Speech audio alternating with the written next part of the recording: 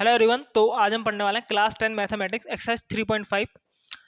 तो इसके पहले जितनी भी एक्सरसाइज पढ़ी हमने 3.2, 3.3, 3.4, उसके अंदर हमने काफ़ी सारे मेथड्स पढ़े किसी भी पेयर ऑफ लीनियर इक्वेशंस को सॉल्व करने के लिए। ठीक है, सबसे पहला मेथड ग्राफिकल मेथड पढ़ा, उसके बाद सब्स्टिट्यूशन मेथड और तीसरा एलिमिनेशन मेथड। यहाँ पर हम फोर्थ नंबर का मेथड पढ़ने वाले हैं, वो है क्रॉस मल्टीप्लिकेशन मेथड। ठीक है, तो इसको समझने के लिए हम इसका क्वेश्चन नंबर 1 देखते हैं। तो इसमें लिखा हुआ है which of the following pairs of linear equations has unique solution, no solution और इनफाइनाइटली मैनी सॉल्यूशंस। तो यहाँ पर कुछ पेयर्स दिए हुए हैं आपको, तो आपको चेक करके बताना है कि इनमें से किस किस का यूनिक सॉल्यूशन होगा, किसके कोई भी सॉल्यूशन नहीं होगा और किसके इनफाइनाइट सॉल्यूशंस होंगे। ठीक है, in case there is a unique solution find it by using cross multiplication method.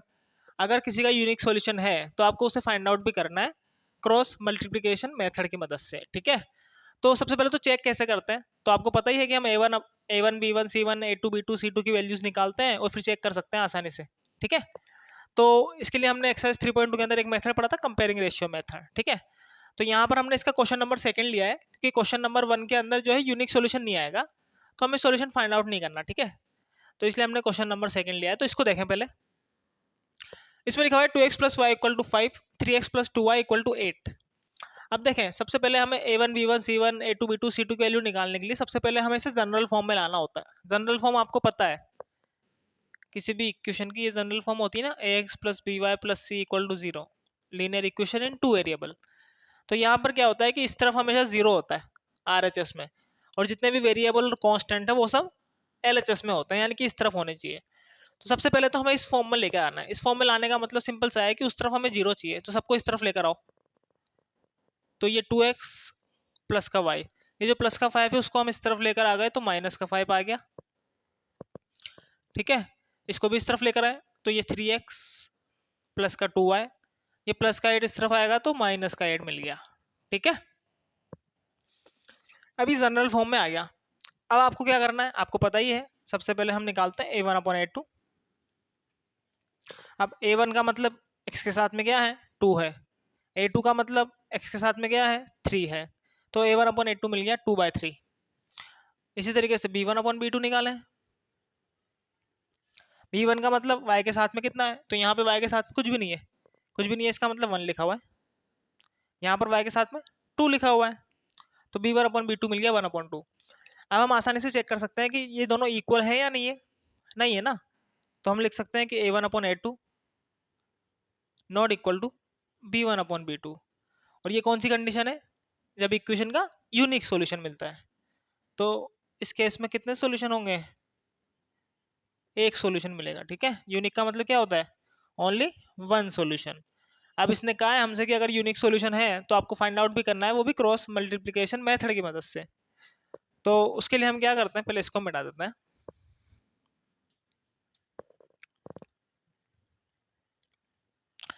तो देखिए क्रॉस मल्टीप्लिकेशन मेथड का यूज कैसे करना है, उसके लिए सिंपल है। सबसे पहले आपको यहाँ पर जितने भी कोफिशिएंट्स हैं उनको लिखना है। कोफिशिएंट्स x के साथ में क्या है, y के साथ में क्या है, और लास्ट में कांस्टेंट टर्म क्या है। ठीक है, ये सभी कोफिशिएंट लिखना है आपको। बस एक चीज का ध्यान रखना है कि हमें शुरुआत y के कोफिशिएंट से करनी है। अब यहाँ पर y का कोफिशिएंट 1 है, यहाँ पर y का कोफिशिएंट 2 है। ठीक है, इनको ऊपर नीचे लिखेंगे हम। फिर y के बाद -5 और माइनस का 8, फिर उस वापस पीछे आ जाएंगे 2 और 3। ठीक है ना, फिर वापस y के साथ 1, यहाँ पर 2, वापस से यहाँ पर आ गए हम। तो जहां से शुरू किया था वहीं पर खत्म होना है। ठीक है, लाइन से चलना है। पहले y के कोफिशिएंट लिखेंगे, फिर कांस्टेंट टर्म, फिर वापस आ जाएंगे, फिर x के कोफिशिएंट लिखेंगे, फिर वापस y के कोफिशिएंट लिखेंगे। लाइन से चलना है। अब कुछ नहीं करना आपको, इन दोनों के बीच में यहाँ पर x लिख देंगे, इन दोनों के ऊपर बीच में यहाँ y लिख देंगे, और इन दोनों के ऊपर यहाँ पर 1 लिख देंगे। ठीक है, फिर वापस से यहाँ पर नीचे x लिखेंगे और इसके नीचे एक लाइन ड्रॉ करेंगे। फिर वापस यहाँ पर इक्वल का साइन लगाकर y लिखेंगे, एक और लाइन ड्रॉ करेंगे, फिर 1 लिख के फिर एक और लाइन ड्रॉ करेंगे। अब आपको क्या करना है, इसने कहा है क्रॉस मल्टीप्लिकेशन, तो आपको क्रॉस मल्टीप्लाई करना है ये इस तरीके से। पहले 1 को -8 से मल्टीप्लाई करेंगे तो कितना मिलेगा, -8। फिर माइनस का चिन्ह लगाना है और इन दोनों को क्रॉस मल्टीप्लाई करके लिखना है।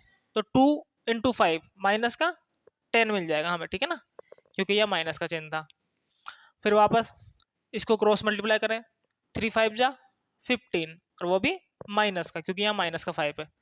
फिर माइनस का चिन्ह लगाएंगे, फिर वापस इन दोनों को क्रॉस मल्टीप्लाई करके लिखेंगे 8 2 जा 16, और वो भी माइनस का।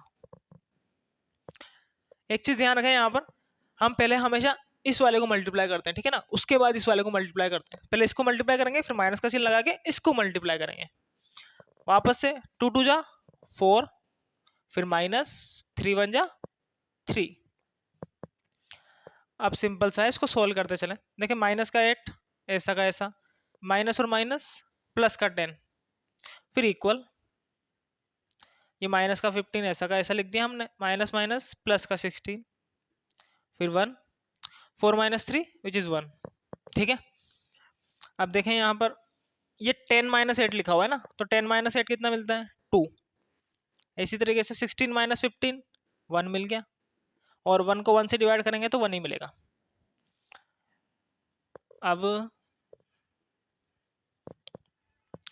देखें ये तीनों इक्वल हैं, ये इसके इक्वल है और ये इसके इक्वल है, तीनों आपस में इक्वल है, तो हम किसी को भी किसी के इक्वल लिख सकते हैं। तो अगर हम इन दोनों को एक साथ लें, ये इसके इक्वल है ना, तो क्या मिलेगा यहाँ से हमें x/2 इक्वल टू 1।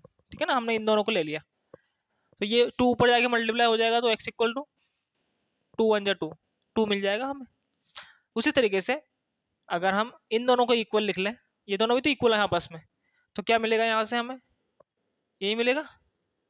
अभी नीचे 1 लिखने की जरूरत है क्या, कोई जरूरत नहीं नीचे 1 लिखने की, तो y की वैल्यू हमें डायरेक्ट ही 1 मिल गई ना।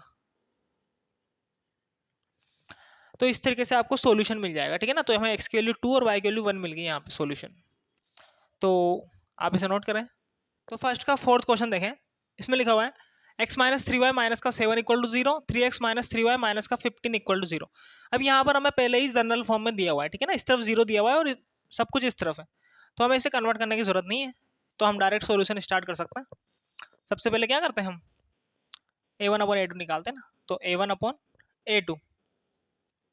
अब देखें यहाँ x के साथ में कितना है 1, यहाँ x के साथ में कितना है 3, इसी तरीके से b1/b2, यहाँ y के साथ में माइनस का 3, यहाँ पर भी y के साथ में माइनस का 3 है। अब ये माइनस से माइनस कैंसिल, 3 से 3 कैंसिल, कितना आएगा यहाँ पे 1 आएगा, तो यहाँ पर तो 1 मिल गया हमें इक्वल में।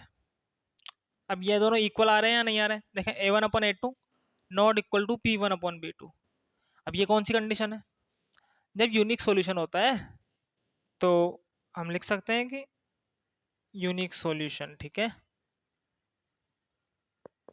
अब यूनिक सॉल्यूशन के केस में आपको सॉल्यूशन भी फाइंड आउट करना है ना,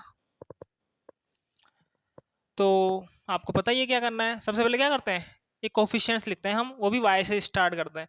तो यहाँ पर -3, यहाँ पर -3, फिर माइनस का 7 माइनस का 15, फिर वापस से x के साथ में यहाँ 1 है, यहाँ पर 3 है, फिर वापस आ जाता है -3 ठीक है। वापस से इन दोनों के बीच में x लिख देंगे, इन दोनों के बीच में y लिख देंगे, और इन दोनों के बीच में 1 लिख देंगे। वापस x लिखें, एक लाइन ड्रॉ करें, फिर इक्वल का साइन, y लिखें, एक लाइन ड्रॉ करें, फिर इक्वल का साइन, 1 लिखें, एक और लाइन ड्रॉ करें, ठीक है। अब क्रॉस मल्टीप्लाई करें पहले इसको, देखो माइनस और माइनस तो प्लस हो जाएगा, 15 × 3 कितना मिलेगा 45, फिर माइनस का साइन लगाएंगे, -3 को -7 से मल्टीप्लाई करेंगे तो माइनस माइनस प्लस, 3 7 जा 21, ठीक है। फिर इन दोनों को मल्टीप्लाई करें, 3 7 जा 21, और वो भी माइनस का, क्योंकि माइनस का 7 है, फिर माइनस हमने अपनी अपनी इच्छा से लगाया। फिर इन दोनों को मल्टीप्लाई करें, 15 1 जा 15, और यहाँ पर माइनस है, तो ये माइनस और ये माइनस एक बार लिख ही लें, ऐसे आएगा ना माइनस का 15, ठीक है। फिर ये 1 को -3 से मल्टीप्लाई करेंगे तो माइनस का 3, फिर माइनस 3 3 जा 9, और यहाँ पर माइनस आएगा तो माइनस का 9, ठीक है। अब इसको सोल्व करें, सिंप्लीफाई करें, 45 में से 21 को सब्ट्रैक्ट करना है हमें, तो कितना मिलेगा 24, ये माइनस का 21, ये माइनस माइनस प्लस का 15, ठीक है। अब माइनस का 21 प्लस का 15 कितना मिलेगा, माइनस का 6 मिलेगा ना यहाँ पे, तो यहाँ पे माइनस का 6 लिख दे डायरेक्ट। ऐसे यहाँ पर 1 है, ये माइनस का 3, ये माइनस माइनस प्लस का 9, अब माइनस का 3 प्लस का 9, यानी कि 9 माइनस 3 कितना आएगा, 6 मिलेगा। तो इसकी जगह डायरेक्ट 6 लिख देते हैं, ये 6 आ गया। अब एक बार इन दोनों को इक्वल लेंगे तो एक्स की वैल्यू मिल जाएगी हमें। तो x upon 24 will be equal to 1/6। अब ये 24 ऊपर जाके मल्टीप्लाई हो जाएगा ना, तो एक्स 24 ऊपर जाके 1 से मल्टीप्लाई होगा, तो ऊपर 24 आ गया, नीचे 6 है। अब 6 4 जा 24, तो यहाँ से तो एक्स की वैल्यू मिल गई हमें 4। ऐसे अगर हम इन दोनों को इक्वल लें तो यहाँ से वाई की वैल्यू मिल जाएगी, ठीक है। अब ये माइनस का 6 ऊपर जाके मल्टीप्लाई हो जाएगा, तो माइनस का 6 को 1 से मल्टीप्लाई करेंगे तो -6 से आएगा, नीचे 6। अब 6 को 6 से कैंसिल करेंगे तो कितनी बार, 1 टाइम, और माइनस का चिन्ह है तो माइनस का 1 आ गया, ठीक है ना। ये 6 1 जा 6, तो एक्स की वैल्यू 4 मिल गई, वाई की वैल्यू -1 मिल गई हमें, ठीक है। तो इस तरीके से आप क्वेश्चंस कर लेंगे, ठीक है, आप इसे नोट करें। तो क्वेश्चन नंबर सेकंड का फर्स्ट देखें, इसमें लिखा हुआ है for which values of a and b does the following pair of linear equations have an infinite number of solutions. तो आपको चेक करना है कि ए और बी की ऐसी क्या वैल्यू रखें कि ये जो पेयर हमें दिया हुआ है इसके इनफाइनाइट सॉल्यूशंस मिल जाए हमें, ठीक है। तो आपको पता है कि for infinite number of solutions, infinite solutions कब होते हैं, उसकी कंडीशन क्या है कि a1/a2 और b1/b2 और c1/c2 ये जो तीनों हैं इक्वल होने चाहिए, ठीक है, तभी किसी भी पेयर के इनफाइनाइट सॉल्यूशंस होते हैं। तो सिंपल सा है कि आपको यहाँ पर वैल्यूज रख दें। देखें a1 a2 कहाँ से मिलते हैं हमें, x के कोफिशिएंट से। यहाँ पर x के साथ में 2 है, तो a1 की जगह 2 आ गया, a2 की जगह यहाँ पर x के साथ में a माइनस b है, तो ये a1/a2 मिल गया। b1 b2 कहाँ से मिलते हैं, y के साथ में क्या है, यहाँ पर 3 है और यहाँ पर है a प्लस b, तो ये b1/b2 मिल गया। फिर c1/c2 कहाँ से मिलते हैं, ये लास्ट में दिया हुआ है ना 7 अपॉन में 3a प्लस का b माइनस का 2, ठीक है। तो अब देखें ये तीनों इक्वल हैं एक दूसरे के, तो हम किसी को भी किसी के भी इक्वल रख सकते हैं ना। तो एक बार इन दोनों को ले लें तो क्या मिलेगा यहाँ से 2/a minus b equal to 3/a plus b. अब अगर हम इसको इसके इक्वल रखते हैं तो ये ऊपर जाके क्रॉस मल्टीप्लाई हो जाएगा ना, ये a प्लस बी 2 से मल्टीप्लाई हो जाएगा, तो 2a प्लस बी मिल जाएगा हमें। और ये a माइनस बी ऊपर जाके 3 से मल्टीप्लाई हो जाएगा, तो 3 इंटू a माइनस बी, ठीक है। अब इसको मल्टीप्लाई करें अंदर, ये आएगा यहाँ पर 2a प्लस ये 2b से मल्टीप्लाई होगा तो 2b मिल जाएगा, इक्वल ये 3a, फिर माइनस का साइन है, 3 को b से मल्टीप्लाई करेंगे तो 3b मिल गया, ठीक है।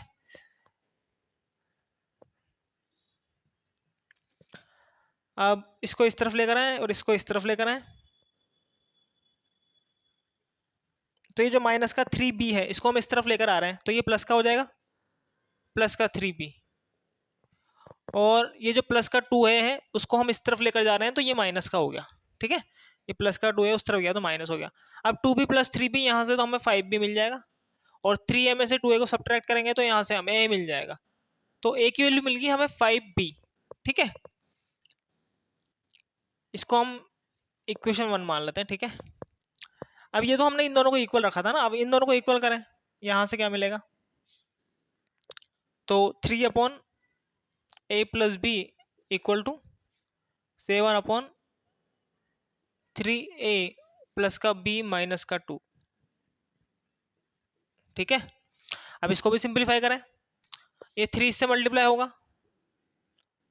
तो डायरेक्ट लिख दें, ठीक है। ये 3 3 जा 9a, फिर प्लस का साइन, फिर 3b से मल्टीप्लाई होगा तो 3b, फिर माइनस 3 2 जा 6 मिल जाएगा।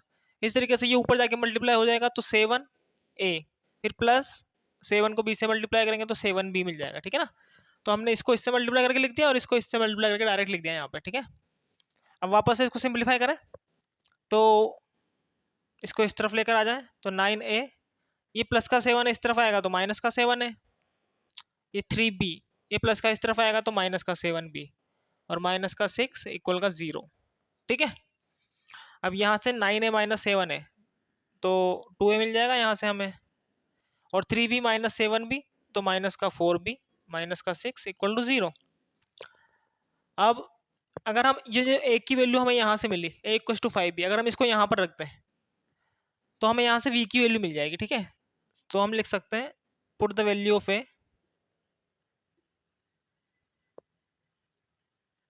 ए फ्रॉम इक्वेशन 1। तो यहाँ पर एक की जगह आ जाएगा 5b, ठीक है। ये माइनस का 4b माइनस का 6 इक्वल टू 0। अब 2 5 जा 10 भी मिल गया हमें यहाँ से, माइनस का 4b माइनस का 6 इक्वल टू 0। अब 10b माइनस 4b, ये 6b हो गया, और ये जो माइनस का 6 है उसको उस तरफ ले जाएंगे तो प्लस का 6 हो जाएगा। अब अगर हमें b की वैल्यू फाइंड आउट करनी है तो ये 6 नीचे जाएगा ना, तो 6 1 जा 6 कितना मिल गया, b की वैल्यू मिल गई हमें 1। अब अगर हम ये जो b की वैल्यू मिली इसको अगर हम यहाँ पर रखें तो यहाँ से हमें a की वैल्यू मिल जाएगी। तो कहाँ पर रखें, ठीक है, मैं यहाँ पर रख रहा हूँ। तो b की वैल्यू इक्वेशन 1 में रखें, फ्रॉम इक्वेशन 1। तो यहाँ से हमें a इक्वल टू मिल जाएगा 5 इंटू बी, 5b लिखा हुआ है ना, b की जगह 1 रखेंगे तो 1। तो यहाँ से a इक्वल टू कितना आ गया, 5 ना आ गया, ठीक है। तो a की वैल्यू 5 और b की वैल्यू 1 मिल गई हमें। तो सेकंड का सेकंड देखें, इसमें लिखा हुआ है for which value of k will the following pair of linear equations have no solution. तो आपको k की ऐसी वैल्यू फाइंड आउट करनी है जिसके लिए ये जो पेयर दिया हुआ है इसका कोई भी सॉल्यूशन नहीं हो, ठीक है। तो आपको पता ही है इसकी कंडीशन क्या होती है, फॉर नो सॉल्यूशंस। तो सॉल्यूशन कब नहीं मिलता हमें, जब a1 अपॉन a2 इक्वल होता है p1 अपॉन p2 के, बट इक्वल नहीं हो c1 अपॉन c2 के, ठीक है, यही कंडीशन है। तो वैल्यूज रखें यहाँ पे, a1 अपॉन a2 कहाँ से मिलेगा, x के कोफिशिएंट से। तो यहाँ पर x के साथ में है 3, यहाँ पर x के साथ में है 2k माइनस 1, फिर इक्वल का साइन। b1 अपॉन b2 कहाँ से मिलेगा, y के साथ में क्या है, यहाँ y के साथ में 1 है, यहाँ y के साथ में k माइनस 1 है, ठीक है। फिर not equal c1 upon c2, यहाँ पर 1 है, यहाँ पे 2k प्लस का 1 है, ठीक है। अब देखें इन दोनों को इक्वल लिख सकते हैं हम, ये तो इक्वल है ही नहीं तो इसको तो लिखने से जरूरत भी नहीं है हमें। तो इन दोनों को इक्वल लिखें, 3 2k माइनस का 1 will be equal to 1 upon k minus 1, ठीक है।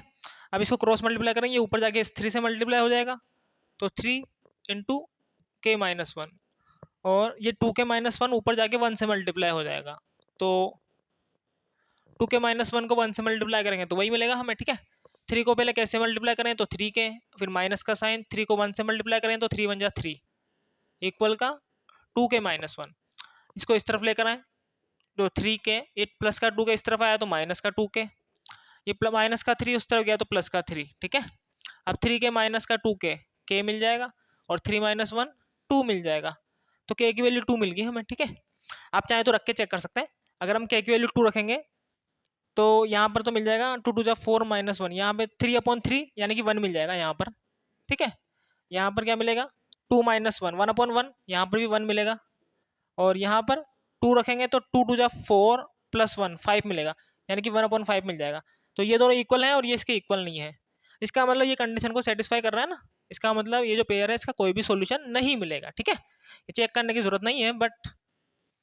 तो ये हो गया आपका क्वेश्चन नंबर सेकंड, तो आप इसे भी नोट करें। तो क्वेश्चन नंबर फोर्थ का फर्स्ट देखें, ठीक है। इसमें लिखा हुआ है a part of a monthly hostel charges is fixed and the remaining depends on the number of days one has taken food in the mess. तो किसी हॉस्टल का जो मंथली चार्ज है वो दो तरीके से लिया जाता है, ठीक है। पहला तो फिक्स्ड चार्ज है, फिक्स्ड चार्ज का मतलब है कि जो रहने का चार्ज है वो अलग से लिया जाएगा, साथ में जितने दिन आप भोजन लेंगे, ठीक है, उसका चार्ज अलग से लगेगा, ठीक है ना, पर डे के हिसाब से। तो यहाँ पर the cost of the food per day, यानी कि हर दिन का खाने का चार्ज अलग से लिया जाएगा। तो इसने कहा है कि when a student A takes food for 20 days she has to pay ₹1000। तो कोई स्टूडेंट है जिसने 20 डेज 20 दिन के लिए खाना लिया, तो उसको 1000 रुपये पे करने हुए, ठीक है। अब ये जो 1000 रुपये है इसके अंदर दो तरह के चार्ज इंक्लूड है। पहला तो जो फिक्स्ड चार्ज है वो भी इंक्लूड है, साथ में उसने जितने दिन खाना लिया उसका चार्ज भी इंक्लूड है, दोनों का टोटल मिला के 1000 देना पड़ा उसे, ठीक है। इसी तरीके से स्टूडेंट बी को 1180 रुपीज देने हुए, कितने दिन के लिए, 26 दिन के लिए, ठीक है। Find the fixed charge and the cost of food per day. तो आपको फिक्स्ड चार्ज और जो एक दिन का खाने का चार्ज है वो फाइंड आउट करना है। तो सिंपल सा है, जो हमें फाइंड आउट करना होता है उसी को मान लेते हैं ना। तो मान लो जो फिक्स्ड चार्ज है उसको x मान लेते हैं, और जो cost of food per day एक दिन का खाने का चार्ज है उसको y मान लेते हैं। ठीक है, अब सबसे पहले स्टूडेंट ए की बात करें। स्टूडेंट ए, तो स्टूडेंट ए ने 20 दिन के लिए खाना लिया। ठीक है, तो सबसे पहले तो उसने फिक्स्ड चार्ज दिया, यानी कि रहने का चार्ज तो देना ही होगा ना।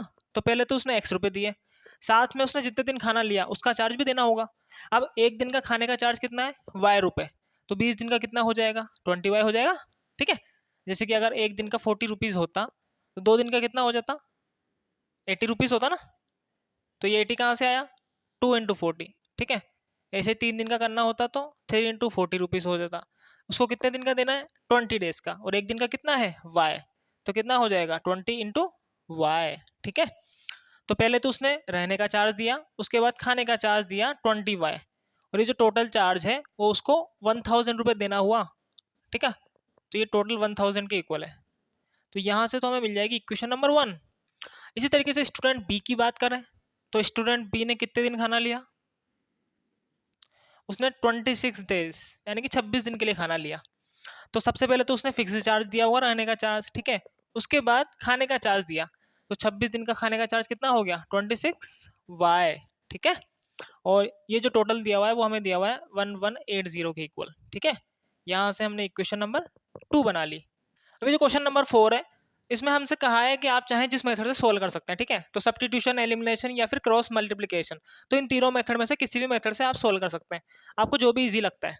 तो अगर हम यहाँ पर देखें तो यहाँ पर एलिमिनेशन मेथड ज़्यादा ईजी है। ठीक है, क्योंकि अगर हम इक्वेशन नंबर 2 में से इक्वेशन नंबर 1 को सब्ट्रैक्ट करें तो डायरेक्ट एक्स कैंसिल हो जाएगा। ठीक है, तो हम 2 में से 1 को सब्ट्रैक्ट कर रहे हैं तो एक्स से एक्स कैंसिल हो जाएगा ना, एक्स माइनस एक्स 0 हो गया, ये तो कट गया।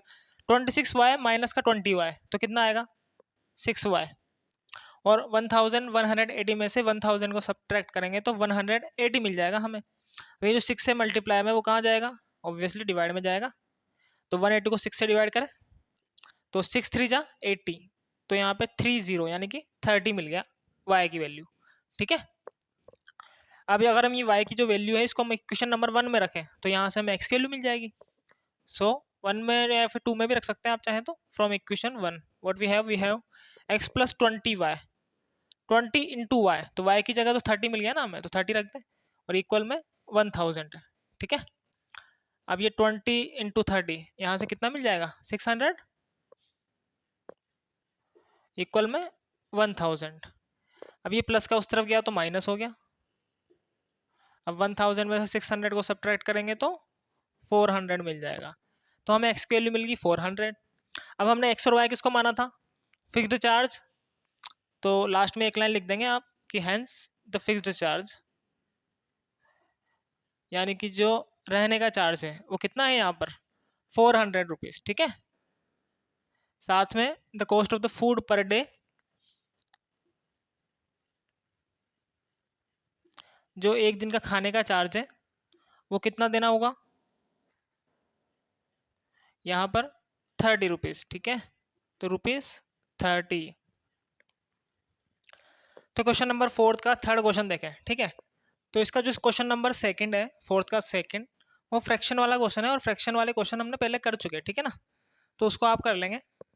थर्ड में लिखा हुआ है Yash scored 40 marks in a test, getting 3 marks for each right answer and losing 1 marks for each wrong answer. तो यश को टोटल 40 मार्क्स मिले। ठीक है, और उसको जो मार्क्स है वो दो तरीके से दिए गए, तो उसने जितने भी सही आंसर किए उसके उसे 3 नंबर मिले, और जितने भी गलत आंसर किए उसका 1 नंबर कट गया।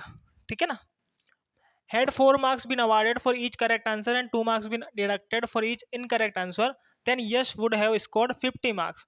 अगर उसे हर एक करेक्ट आंसर के 4 नंबर मिलते और हर एक रॉन्ग आंसर के 2 नंबर कटते तो उसके 50 नंबर आते। ठीक है, ये पूछा है कि how many questions were there in the test, so उस टेस्ट में कितने क्वेश्चंस थे, number of questions find out करना है आपको। ठीक है, तो यहाँ पर नॉर्मली हम क्या करते हैं कि हमें जो फाइंड आउट करना होता है उसी को मान लेते हैं, बट यहाँ पर हमें number of questions find out करना है, और इसको हम एक ही वेरिएबल मान सकते हैं, मान लेते हैं x मान लिया, तो इससे हमें लीनियर इक्वेशन इन 2 वेरिएबल नहीं मिलेगी, और अगर हम इसको मान भी लेते हैं तो यहाँ पर क्वेश्चन के बारे में कोई इन्फॉर्मेशन दी नहीं हुई हमें, ठीक है ना, तो हम इसका यूज नहीं कर सकते। तो हम यहाँ पर क्या मानेंगे, हम यहाँ पर आंसर्स को मानेंगे। सो हमने मान लिया लेट द राइट आंसर्स, ठीक है। राइट आंसर का मतलब है कि जितने क्वेश्चंस के यश ने सही उत्तर दिए, ठीक है, उसको मान रहे हैं हम। तो उसको मान लिया हमने x. And let the wrong answers, और जितने क्वेश्चंस के उसने गलत आंसर दिए उसको हमने वाई मान लिया, ठीक है। इसमें लिखा हुआ है कि अगर उसे हर एक सही उत्तर के 3 नंबर मिलते हैं तो टोटल कितने आंसर सही किए उसने, एक्स आंसर सही किए, और हर एक सही आंसर के उसे 3 नंबर मिलते हैं, तो टोटल कितने नंबर हो जाते हैं, 3 इंटू एक्स, ठीक है ना। तो टोटल नंबर हो जाते हैं उसके 3x। बट उसने कहा है कि हर एक गलत आंसर का उसका 1 नंबर कटा भी है, इसका मतलब इसमें से माइनस भी करना होगा, ठीक है ना, माइनस मार्किंग है। तो टोटल गलत आंसर कितने किए उसने, y आंसर गलत किए, तो एक आंसर का 1 नंबर कट रहा है, तो y आंसर के कितने नंबर कटेंगे, y ही कटेंगे ना। तो यहाँ से y माइनस करना होगा हमें, ठीक है। और ये जो टोटल नंबर मिले उसे सही आंसर के और रॉन्ग आंसर के कटने के बाद टोटल नंबर मिले उसे 40 मार्क्स, ठीक है। तो ये हो गया 40 की इक्वल। तो यहाँ से तो हमें इक्वेशन नंबर 1 मिल गई। फिर जो सेकंड कंडीशन है, अगर ऐसा नहीं होता, अगर ऐसा होता कि हर एक सही आंसर के 4 नंबर मिलते, तो टोटल आंसर तो उसने x ही किए ना, तो उसे अब कितने नंबर मिले होते, 4x नंबर मिले होते सही आंसर के, और हर एक गलत आंसर के 2 नंबर कटे होते हैं, तो इसमें से माइनस करने होंगे। एक आंसर, सॉरी कितने आंसर है, y आंसर गलत किया उसने, एक आंसर के 2 नंबर कट रहे हैं, तो y आंसर के कितने कटेंगे, 2 इंटू वाई, यानी कि जो 2y नंबर है उसके माइनस हो जाते हैं इसमें से, और फिर उसे टोटल नंबर कितने मिलते हैं, 50 नंबर मिलते हैं, यानी कि ये जो है वो 50 के इक्वल आना चाहिए। तो यहाँ से इक्वेशन नंबर सेकंड मिल गई, ठीक है। अब इन दोनों इक्वेशंस को आप किसी भी मेथड से सोल्व कर सकते हैं, तो हम इसे सब्स्टिट्यूशन मेथड से सोल्व करना है, ठीक है। तो इक्वेशन नंबर 1 से हम एक्स वाई की वैल्यू निकाल रहे हैं यहाँ से, तो ये जो माइनस का वाई है उसको उस तरफ ले गए हम, और ये जो प्लस का 40 है इसको इस तरफ लेकर आएंगे, तो 3x माइनस का 40 हो जाएगा, ठीक है। ये प्लस का इस तरफ आया तो माइनस, ये माइनस का वाई उस तरफ गया तो प्लस, ये यहाँ से वाई की वैल्यू मिल गई हमें। इसको हम इक्वेशन नंबर 2 में रखेंगे क्योंकि हमने 1 से निकाली है ना इसकी value. So put the value of y in equation number 2, ठीक है। तो यहाँ पे रखें, यहाँ लिखा हुआ है 4x माइनस का 2, y की वैल्यू ये है 3x माइनस का 40, और इक्वल में 50 लिखा हुआ है। अब इसको सिंप्लीफाई करें, 4x माइनस का 2 3 जा 6x, फिर माइनस और माइनस प्लस, 2 को 40 से मल्टीप्लाई करेंगे तो 80 मिल जाएगा, इक्वल में 50, ठीक है। अब ये 4x माइनस 6x, तो यहाँ पर बन जाएगा माइनस का 2x, ठीक है। और ये जो प्लस का 80 है उसको उस तरफ ले जाएंगे तो माइनस का 80 हो जाएगा। अब 50 माइनस 80, माइनस का 30 मिल जाएगा। अब ये माइनस से माइनस कैंसिल हो गया, ठीक है। अब ये 2 मल्टीप्लाई में है तो कहाँ जाएगा, ऑब्वियसली डिवाइड में जाएगा, तो 30/2, 30 को 2 से डिवाइड करें तो x की वैल्यू मिल जाएगी 15, ठीक है। अभी जो x की वैल्यू मिली इसको अगर हम इक्वेशन नंबर 1 में रखें तो यहाँ से y की वैल्यू मिल जाएगी from equation number 1, so 3x, x की जगह 15 माइनस का y इक्वल टू 40, ठीक है। अब 15 3 जा 45 माइनस का y इक्वल टू 40, अब ये उस तरफ लेकर जाएं 55 को, तो माइनस का 45, अब 40 माइनस 45 कितना मिलेगा, माइनस का 5, ये माइनस से माइनस कैंसिल, तो y की वैल्यू मिल गई 5, ठीक है। अब इससे क्या पता लग रहा है कि जो उसने यश ने टोटल राइट आंसर कितने किए, 15, यानी 15 क्वेश्चंस के उसने राइट आंसर दिए और 5 क्वेश्चंस के उसने रॉन्ग आंसर दिए, तो जितने उसने आंसर दिए उतने ही तो क्वेश्चन होंगे ना। तो टोटल क्वेश्चन कैसे निकाल सकते हैं हम, टोटल नंबर ऑफ क्वेश्चंस,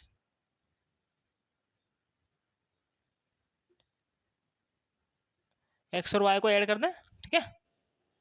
तो x प्लस वाई कितना है, x की वैल्यू है 15 और y की वैल्यू है 5, तो कितना मिल जाएगा 20, ठीक है। तो टोटल नंबर ऑफ क्वेश्चंस मिल गए हमें 20। तो 20 क्वेश्चंस में से 15 क्वेश्चंस के उसने करेक्ट आंसर किए और 5 क्वेश्चंस के उसने रॉन्ग आंसर दिए, ठीक है। तो आप इसे नोट करें। तो क्वेश्चन नंबर 4 का 4th देखें, इसमें लिखा हुआ है places A and B are 100 kilometre apart on a highway, तो दो प्लेस है ए एंड बी और उनके बीच की डिस्टेंस दी हुई है 100 kilometre. One car start from A and another start from B at the same time. तो एक कार यहाँ से और एक कार यहाँ से चलना शुरू करती है एक ही टाइम पर, ठीक है। If the car travels in the same direction at different speeds they meet in 5 hours. तो अगर दोनों कार मान लेते हैं यहाँ से चलना शुरू करती है एक ही डायरेक्शन में, ठीक है ना, ये भी इसी डायरेक्शन में चल रही है और ये भी इसी डायरेक्शन में चलती है, तो ये दोनों आगे जाकर 5 घंटे के बाद एक दूसरे से मिल जाती है, ठीक है ना। तो मान लेते हैं ये दोनों कार यहाँ पर कितने घंटे के बाद मिलेंगी, 5 घंटे के बाद, ठीक है ना, after 5 hours. And if the travels towards each other they meet in 1 hour. अगर ये दोनों कार एक दूसरे की तरफ चलती, ये इसकी तरफ चल रही है और ये इसकी तरफ चल रही है, तो ये यहाँ बीच में कहीं मिलेगी। तो इसको यहाँ पर कितना टाइम लग रहा है, यहाँ पर इसको लगेगा 1 आवर, ठीक है, 1 घंटा लगेगा। What are the speeds of two car. तो आपको स्पीड फाइंड आउट करनी है दोनों कार की, तो आपको पता है हमें जो फाइंड आउट करना होता है उसी को हम मान लेते हैं। तो हमने मान लिया let the speed of car A, इसको हमने x किलोमीटर पर आवर मान लिया, और कार बी की जो स्पीड है उसको हमने y किलोमीटर पर आवर मान लिया, ठीक है। तो सबसे पहले हमने केस फर्स्ट लिया, when the both car travels in the same direction, ठीक है। तो आपको डिस्टेंस फाइंड आउट करनी है पहले यहाँ पे। तो डिस्टेंस कैसे फाइंड आउट करेंगे, तो उसके लिए आपको पता होगा कि हम स्पीड कैसे निकालते हैं, डिस्टेंस अपॉन टाइम, ठीक है। तो यहाँ से अगर हम डिस्टेंस निकालनी है तो ये टाइम ऊपर जाके मल्टीप्लाई हो जाएगा, तो स्पीड इंटू टाइम, ठीक है। तो यहाँ से हमें डिस्टेंस का फॉर्मूला मिल गया स्पीड इंटू टाइम, तो हम इसका यूज करके डिस्टेंस फाइंड आउट कर सकते हैं। तो अगर हम बात करें कार एक के द्वारा कवर की गई डिस्टेंस कितनी होगी, तो देखो कार एक को यहाँ से यहाँ तक चलने में 5 घंटे लग रहे हैं और इसकी स्पीड कितनी है x, तो स्पीड इंटू टाइम, स्पीड है x, टाइम है 5 आवर, तो 5 इंटू एक्स कितना मिल गया 5x। तो इसको यहाँ से यहाँ तक कितनी डिस्टेंस कवर कर रही है, ये यहाँ से यहाँ तक 5x डिस्टेंस है, ठीक है। इसी तरीके से अगर हम डिस्टेंस कार बी के द्वारा ट्रेवल की गई डिस्टेंस फाइंड आउट करें तो कितनी मिलेगी 5 इंटू वाई। इस बार स्पीड कितनी है y है, तो यहाँ से यहाँ तक डिस्टेंस कितनी है, ये है 5y के इक्वल। अब अगर हम ध्यान से देखें तो 5x और 5y का डिफरेंस किसके इक्वल आएगा, 100 किलोमीटर के इक्वल आएगा। तो यहाँ से हम लिख सकते हैं कि 5x माइनस का 5y will be equal to 100 kilometre, ठीक है। अब अगर हम इसको सिंप्लीफाई करें तो हम इस पूरी इक्वेशन को 5 से डिवाइड कर सकते हैं, तो यहाँ पे मिल जाएगा हमें x minus y equal to 20। तो ये हमें मिल गई इक्वेशन नंबर 1। अब हम केस नंबर सेकंड की बात करें, तो केस सेकंड है when both the car travels towards each other, जब दोनों कार एक दूसरे की तरफ ट्रेवल करती है। तो उस समय अगर हमें डिस्टेंस फाइंड आउट करनी है, कार ए के द्वारा ट्रेवल की गई डिस्टेंस कितनी होगी, वापस से स्पीड इंटू टाइम। अब यहाँ पर टाइम कितना लग रहा है 1 आवर, तो 1 इंटू स्पीड कितनी है x, तो 1x मिल जाएगा, यानी कि x लिख सकते हैं इसको सिंपली। तो कार ए के द्वारा ट्रेवल की गई डिस्टेंस कितनी है, ये है x। इसी तरीके से कार बी के द्वारा ट्रेवल की गई डिस्टेंस कितनी होगी 1 इंटू वाई, तो यहाँ से यहाँ तक की डिस्टेंस कितनी मिल जाएगी, ये डिस्टेंस मिल जाएगी हमें y। अब वापस से चेक कर सकते हैं हम, यहाँ से यहाँ तक की टोटल डिस्टेंस कितनी है 100 किलोमीटर, तो x प्लस वाई ये जो टोटल डिस्टेंस है वो 100 किलोमीटर के इक्वल आएगी। तो केस सेकंड में हम ऐसे लिख सकते हैं कि x plus y equal to 100। तो ये इक्वेशन नंबर सेकंड मिल गई हमें। अब फर्स्ट और सेकंड इक्वेशन को हम सोल्व कर सकते हैं किसी भी मेथड से। तो अगर हम इसको ऐड कर दें यानी कि एलिमिनेशन मेथड से सोल्व कराएं तो हमें x और y की वैल्यू मिल जाएगी, ठीक है ना। इसको मिटा देते हैं।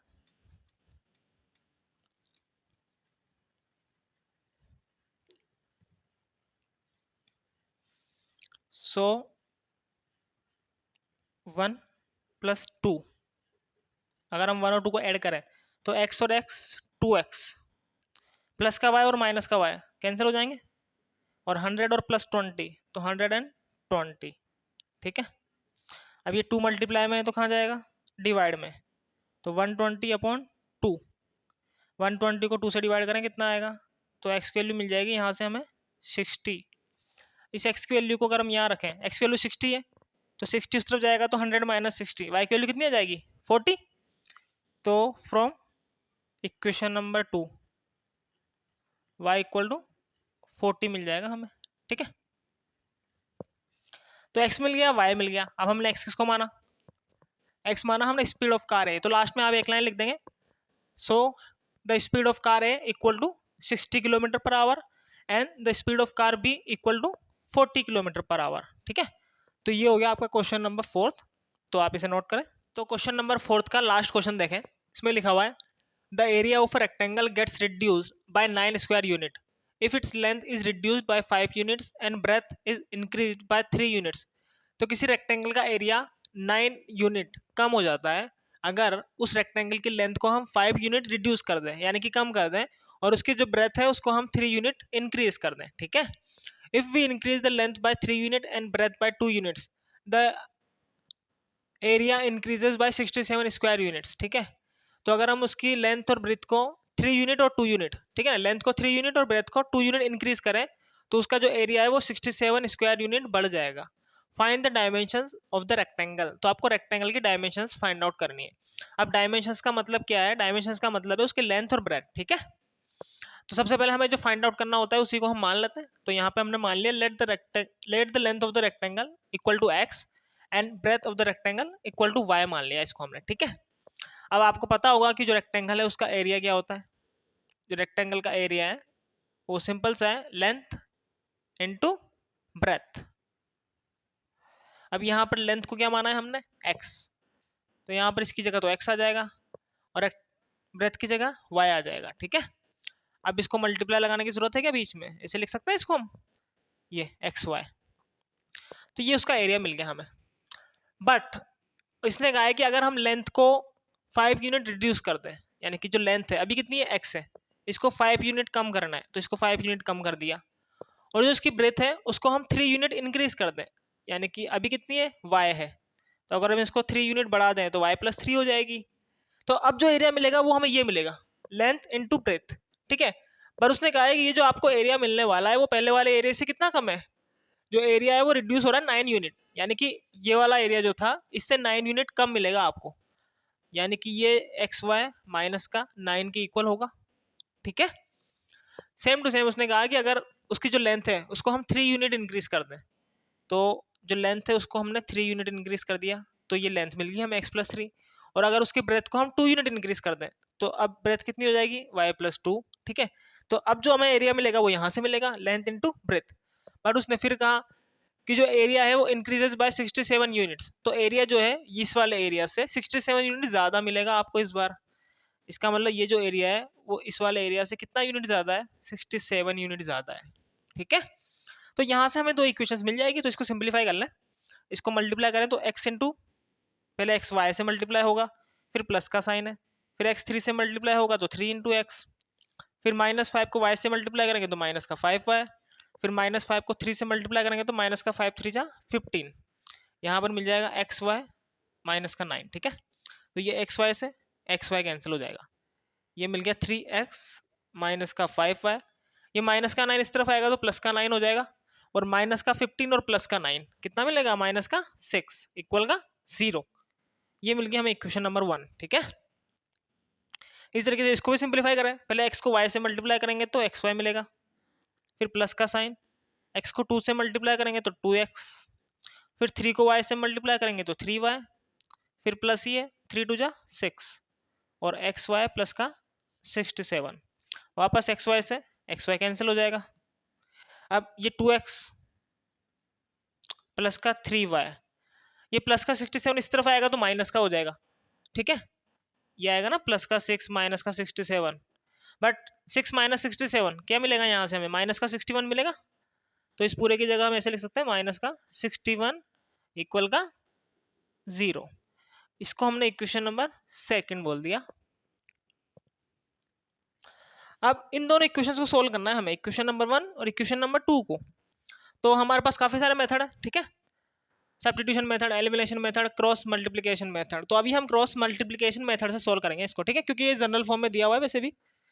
तो क्रॉस मल्टीप्लिकेशन मेथड में क्या करते हैं? सबसे पहले हम कोफिशिएंट लिखते हैं ना, सबसे पहले y का कोफिशिएंट लिखते हैं, तो -5 3, तो ये -5 और 3 लिखा, फिर उसके बाद -6 और माइनस का 61, फिर उसके बाद वापस पीछे आ जाएंगे, x का कोफिशिएंट लिखेंगे 3 और 2, फिर वापस y का कोफिशिएंट लिख देते हैं, जहां से शुरू होते हैं वहीं पर खत्म होते हैं। ठीक है, अब इन दोनों के बीच में x लिख दें, इन दोनों के बीच में y लिख दें, और इन दोनों के बीच में 1 लिख दें, आपको पता ही है। फिर x, ठीक है, फिर इक्वल में y और इक्वल में 1। अब हमें इनको क्रॉस मल्टीप्लाई करके लिखना है ना, पहले इसको क्रॉस मल्टीप्लाई करेंगे -5 को -61 से, तो माइनस और माइनस तो प्लस हो जाएगा। 5 1 जा 5 और 5 6 जा 30, तो 305 मिला हमें, ठीक है।